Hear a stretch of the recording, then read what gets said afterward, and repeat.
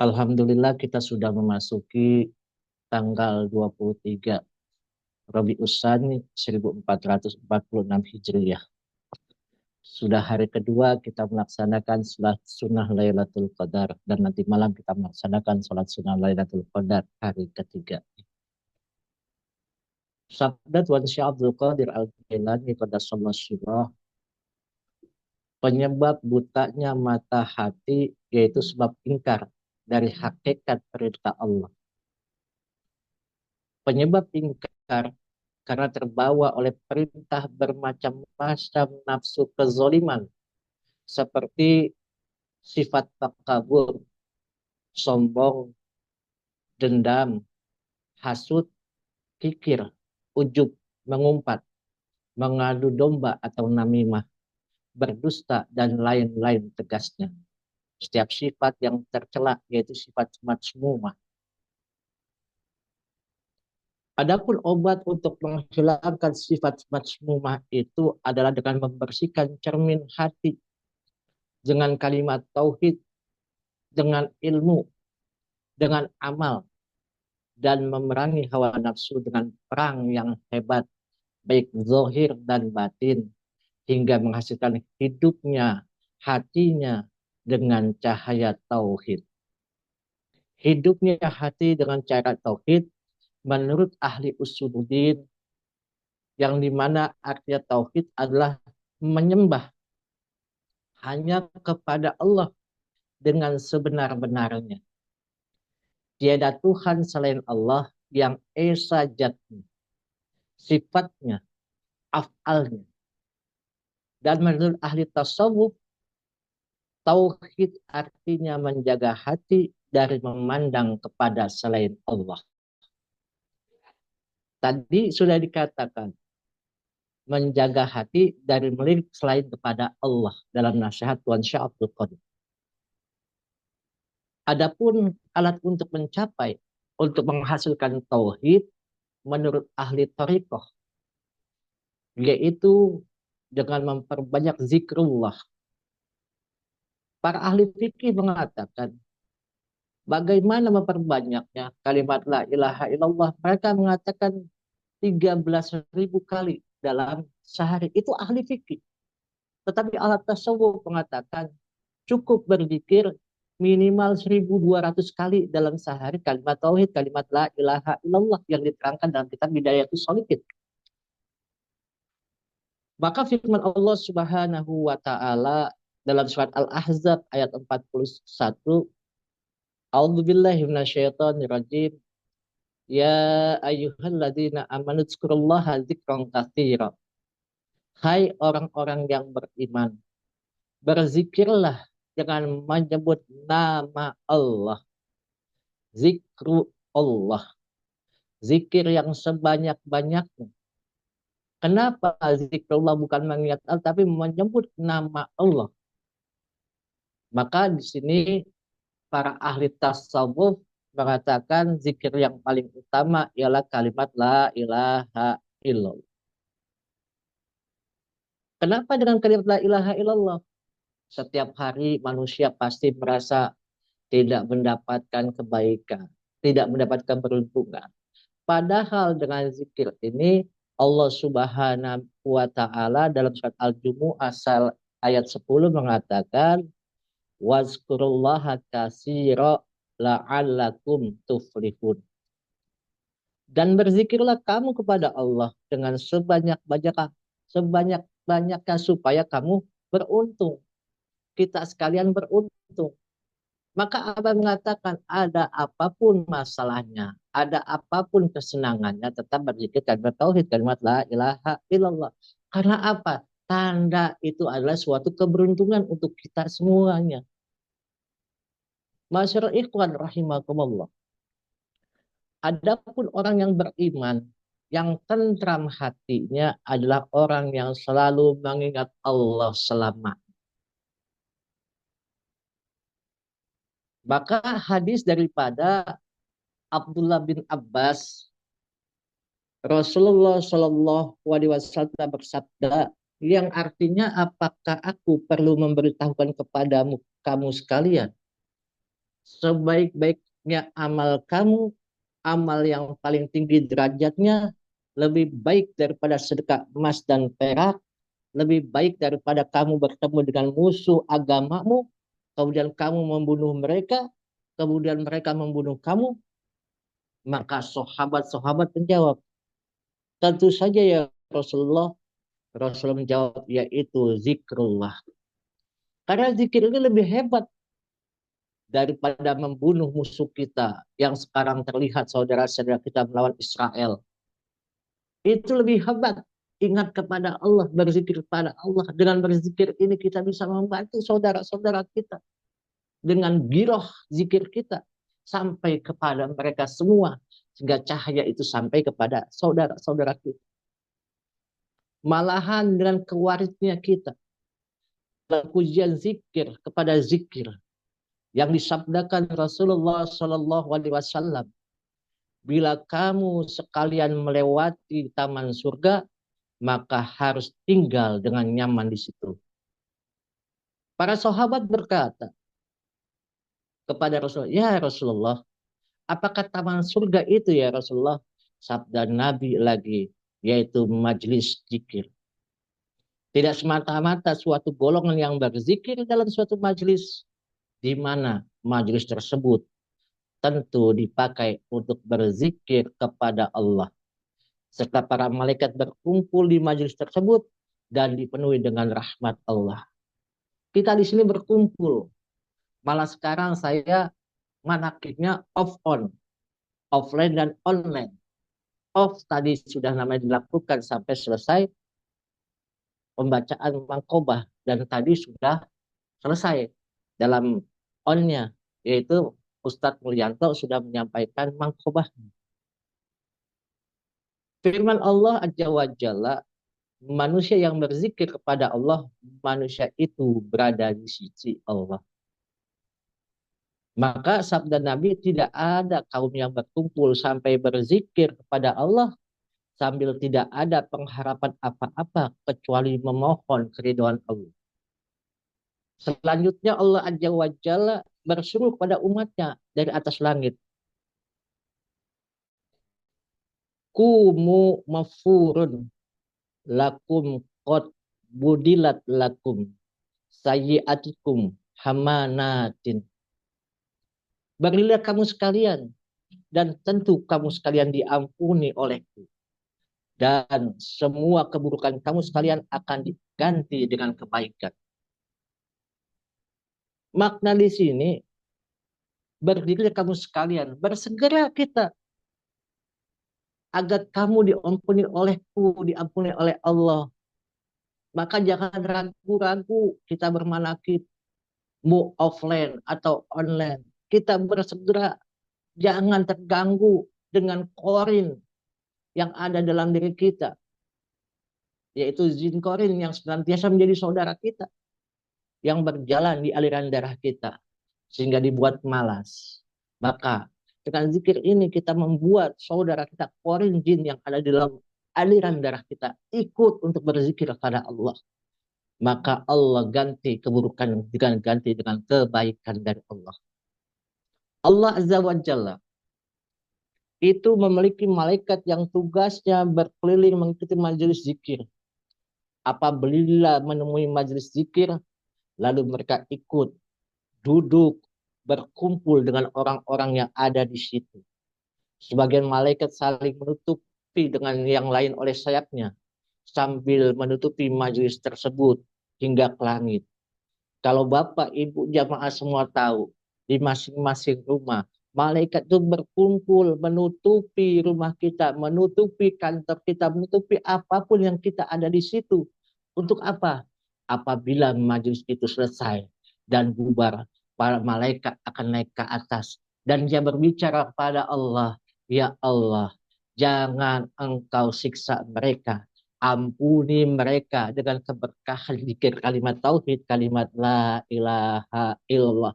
Aras akan bergoyang meminta kepada Allah selama orang itu masih mengucapkan zikir, maka orang tersebut akan terbebas daripada dosa dari Allah Subhanahu wa taala. Allah Subhanahu wa taala bertanya kepada malaikat yang tadi berzikir, dari manakah kamu sekalian? Maka jawab para malaikat, hamba sekalian baru kembali dari abdimu yang ada di bumi ya Allah. Allah Subhanahu wa taala kembali bertanya, bagaimana keadaan abdi-abdiku, hamba-hambaku waktu ditinggal kalian? Jawab malaikat kepada Allah Azza wa Jalla, mereka sedang berzikir padamu ya Allah, membaca tasbih, membaca tahlil, membaca tahmid, dan lain-lain. Dan bersyukur kepadamu ya Allah. Allah bertanya lagi, memohon apakah mereka? Jawab malaikat, memohon diizinkan bersama dengan engkau. Maka Allah Subhanahu wa taala berfirman, apakah mereka sudah mengetahui bagaimana bersamaku mendapatkan keberkahan daripada apa yang aku punya? Maka jawab malaikat, belum ya Allah. Maka Allah Azza wa Jalla berfirman, apalagi kalau mereka sudah tahu memohon, apalagi mereka, jawab malaikat, memohon selamat daripada siksa api neraka. Maka Allah berfirman, apakah mereka sudah tahu nerakaku? Jawab malaikat, belum ya Allah. Apalagi permohonan mereka? Jawab malaikat, memohon ampunanmu ya Allah. Allah Subhanahu wa taala berfirman, bersaksilah kamu sekalian bahwa aku mengampuni mereka semua dan mengabulkan semua permohonan mereka. Masyarakat ikhwan rahimakumullah. Dijelaskan oleh Syekh Ali Mursafi dalam kitab Minhajat Salik ila Asrofil Masalik. Sebenarnya fadilah zikir itu ada 35 macam. Kita berzikir baik jahar maupun khafi, ataupun zikir yang kita ingat, yang tidak teringat kita ingat, yaitu menurut perintah Allah surat Al-Ahzab ayat 14, ya ayyuhallazina amanu dzkurullaha dzikran katsira. Hai orang-orang yang beriman, berzikirlah dengan menyebut nama Allah, zikir yang sebanyak-banyaknya. Itu pertama. Fadilah zikirnya adalah kita ingat kepada Allah. Yang kedua, ingatlah Allah kepada kamu sekalian yang firman-Nya, fazkuruni azkurkum. Ingatlah kepadaku, tentu aku pun ingat kepada kamu sekalian. Yang ketiga fadilahnya, ridha Allah kepada kita sekalian, kepada kamu sekalian. Yang keempat, Allah mengagungkan kamu sekalian dikala hati kamu mengingat Allah, firman-Nya, wala zikrullahi akbar. Ingatlah Allah lebih besar daripada ingatnya kamu sekalian kepada Allah. Dan yang kelima, terjaminnya anggota badanmu selalu dipakai taat kepada Allah. Yang keenam, dekatnya malaikat kepada kamu sekalian, serta mereka sangat bergembira kamu sekalian berzikir kepada. Sampai terakhir, yang ke-30 ada pun zikir khafi, dikatakan yang samar. Tegasnya zikir itu tidak ada yang mengetahui kecuali yang berzikirnya sendiri dan Allah Azza wa Jalla. Oleh Allah, zikir khafi itu akan disimpan di suatu gudang sampai hari kiamat. Pada waktu itu, para ahli zikir akan masuk ke dalam surga Allah Azza wa Jalla.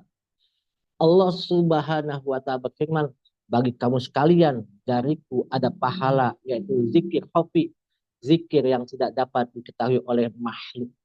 Maka bersyukur, tidak ada lagi untuk tidak bersyukur kepada Allah dengan zikir yang Allah berikan dari guru mursyid kita. Maka dalam mengingat Allah, dalam zikrullah ini, zikir dibagi 3 bagian menurut kitab Bidayatus Salikin, yaitu zikir dengan lisan sampai lupa hatinya. Maksudnya zikir seperti ini disebut zikir adat dan buahnya adalah menjadi saksi sebab menjadi dosa. Contohnya, lisannya mengucapkan kalimat la ilaha illallah, tetapi hatinya mengikat kepada selain Allah. Seperti zikir ketika kita kaget ada gempa pada waktu anak jatuh dan lain-lain. Kita berzikir kalimat Allahu Akbar, inna lillahi wa inna ilaihi raji'un. Tapi hatinya lupa kepada Allah. Siapa orang yang berzikir seperti ini yang dilakukan tanpa bimbingan Syekh Mursyid, maka buahnya menjadi dosa. Nauzubillah min dzalik. Bila kita mengucapkan kalimat tauhid, kalimat la ilaha illallah, hati kita mengingat nama, hati kita bersamanya, itulah zikir kita. Yang kedua, zikir dengan lisan, akan tetapi hatinya ingat kepada Allah. Ini disebut zikir ibadah. Dan buahnya tentu pahala. Contohnya, lisannya mengucapkan kalimat tauhid la ilaha illallah dan hatinya ingat pada arti kalimat tersebut atau hatinya ingat kepada nama Allah. Dan yang ketiga, berzikir dengan bergetarnya seluruh badan. Ini yang diajarkan oleh guru kita. Zikir ini disebut zikir mahabbah dan ma'rifah. Dan buahnya tidak ada yang tahu kecuali Allah semata. Contohnya, lisannya mengucapkan kalimat la ilaha illallah. Dibarengi dengan bergoyangnya kepala dari bawah hingga ke atas, ke kanan dan ke kiri. Zikir tersebut tembus ke dalam hatinya. Kenapa? Disebut zikir mahabbah wal ma'rifah. Karena muqaddimah sebelum zikir tersebut yang sering ikhwan akhwat lakukan, ilahi anta maksudi waridhaka mabdubi a'atini mahabbataka wa ma'rifataka wa a'atini ma'aka abada. Tuhanku, hanya engkaulah yang ku maksud, keridhoanmu lah yang ku harap. Berilah aku kemampuan untuk dapat mencintai dan makrifat kepadamu dan bersama dengan. Maka zikir yang ketiga ini dinamakan oleh para ahli tariqah, khususnya ahli tariqah Qadiriyah Naqsyabandiyah Maturidi Sinara PPKN. Dalam mengamalkan zikir ini ada syaratnya, di antaranya yaitu harus berguru dahulu kepada guru yang mursyid, yaitu Syekhul Hayy, berguru kepada syekh yang masih hidup, bukan syekh yang meninggal dunia. Maka dalam kitab Anwarul Qudsiyah, Syekh Abdullah Asy'arani mengatakan bila mana mursyidnya meninggal dunia, maka wajiblah dia mencari mursyid pengganti atau pindah thariqah. Ini udah jelas. Dan yang bisa memberikan itu hanya Syekhul Hayy, guru yang sudah mendapatkan izin dari gurunya untuk memberikan ijazah zikir, yang itu disebut wakil atau khalifah daripada Syekh Mursi. Maka kalau ada wakil talqin mengatakan sini saya yang talqin, berarti legek. Wakil talqin itu legek. Karena yang bisa memberikan talqin zikir adalah guru mursyid. Wakil-wakil talqin seluruhnya hanya mewakili gurunya, dipinjam lisannya untuk bisa mengajarkan kepada orang. Oleh karena itu, siapa yang akan menjalankan zikir yang ketiga, maka harus berguru lebih dahulu. Sebagaimana sabda Tuan Syekh Abdul Qadir Jailani, qadasallahu sirrah, fal wajibu alal insan tolabu hayatil qalbil ukhrawiyyi min ahli talqin fid dunya qabla fautil waqti. Adapun yang wajib atas manusia adalah mencari sesuatu yang bisa menghidupkan hati yang bersifat keakhiratan dan ahli talqin dunia sebelum habis waktu. Maka wajib bagi kita manusia mencari sesuatu yang bisa menghidupkan hati kolbu kita. Agar hati ini bersinar, agar bersifat keakhiratan. Dan harus mencari ahli talqin di dunia sebelum habis waktu, yaitu ajal. Maka sekarang banyak orang-orang yang terlihat kasihan. Karena apa? Tidak ada manusia yang mewakili Allah untuk menghidupkan hatinya. Dia tidak mencari yang bisa menghidupkan hatinya agar hatinya tenang. Ala bizikrillahi tatmainnul qulub. Dengan berzikir hati itu akan mendapatkan ketenangan. Maka menurut Syekh Abdul Karim As-Sam'ani tentang zikir mahabbah wal ma'rifah yang diterangkan dalam kitab Bidayatus Salikin, apabila murid Torikoh zikirnya sudah mencapai istiqraq. Apa itu istiqraq? Menyebar ke seluruh badannya sampai ke tulang sumsum, hati dan jantungnya terisi oleh kalimat itu, dapat mengucapkan zikirnya dengan huruf-huruf munkati'ah. Tegasnya huruf sepotong-sepotong seperti la, la, la, il, il, hu, hu, Tapi ini tidak diajarkan oleh guru kita. Karena apa? Guru kita mengajarkan jangan sampai mereka itu menimbulkan fitnah. Tapi kita mengajarkan bagaimana kalimat tauhid la ilaha illallah harus jelas mahrad dan tajwidnya, penempatannya. Maka yaminan wasimalan, kanan kiri kita bergoyang. Kalau berzikir setelah 3 kali la ilaha illallah, la ilaha illallah, la ilaha illallah, langsung la ilaha, goyang badannya. Masih terlihat sekarang. Kita lihat ikhwan-ikhwan itu masih pada tidak goyang. Sampai wakil talqin pun tidak bergoyang. Masa manggut-manggut saja. Padahal guru kita sudah maklumatkan agar berzikir itu bergoyang badan kita. Agar sehat lahir dan batin kita. Maka guru kita mengajarkan di sirna rasa. Zikirnya kalau kita berzikir. Goyangkan badannya biar sehat. Supaya apa? Yaminan wasimalan kanan kiri. La ilaha illallah. Malah menurut keterangan Syekh Abil Hasan As-Sajili, di mana hati sudah makrifat, lisan akan tumpul. Contohnya, seperti orang yang berburu kijang, sewaktu masih jauh misalnya akan memanggil atau berteriak, masih jelas menyebut kijang. Tapi kalau sudah dekat, cukup dengan ucapan yang sepotong. Apakah itu suku kata akhirnya atau awalnya? Umpamanya saja kita mengucapkan, saya memanggil misalnya si Fulan. Dikala jauh Fulan, panggil dengan jauh Fulan. Tapi kalau sudah full, sini full. Itu seperti itu. Jadi dikala kita sudah bermakrifah, tidak usah berteriak. Maka sekarang Abah Aus dikatakan murid yang murtad tidak pernah datang ke Suryalaya. Kata Abah, Abahnya juga sudah ada di sini. Di sana kan cuma cangkangnya doang, Abahnya sudah ada di sini.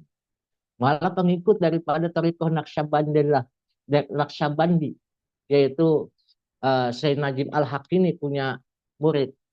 Dia datang ke Suryalaya, melihat di Suryalaya apakah masih ada Abah Anom. Ternyata cahayanya sudah tidak ada. Dan dia datang ke Sirna Rasa, dia melihat cahaya kemursidan ada di situ. Allah bukakan basyirahnya, dan dia melihat bukan hanya cahaya kemursidan, tapi cahaya daripada Syekh Abdullah Mubarak ada di situ. Cahaya daripada Abah Sepuh sudah ada di situ.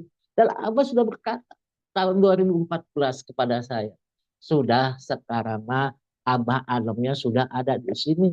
Abah Sepuhnya ada di sini. Jangan ke sana lagi.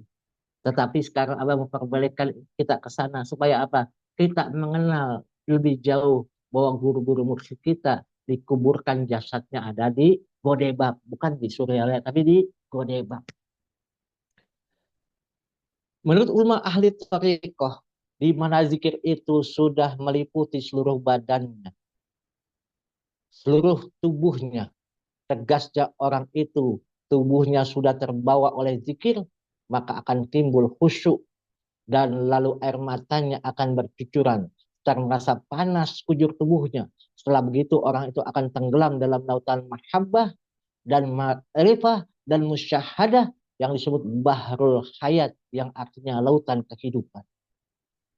Bila mana ahli zikir itu sampai meronta, lupa pada kesopanan ketika berzikir, itu jangan dianggap aneh.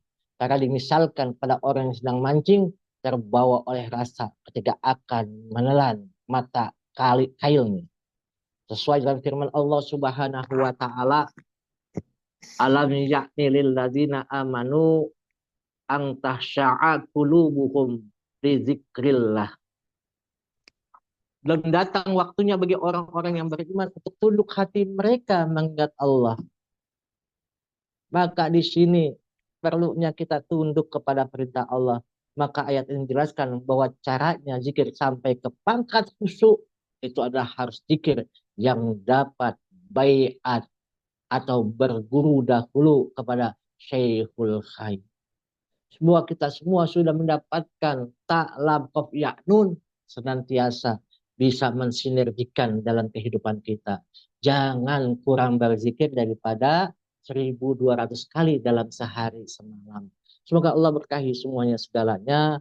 Allah berikan kemampuan untuk kita semua istiqomah mengamalkan, mengamankan dan melaksanakan thariqah ajaran yang dibawa guru agung kita semua, yaitu senantiasa berzikir pada Allah Subhanahu wa taala. Selamat untuk pemangku manaqib dan seluruh ikhwan wal akhwat semuanya. Terima kasih. Wallahul muwaffiq ila aqwamit thoriq. Wassalamualaikum warahmatullahi wabarakatuh.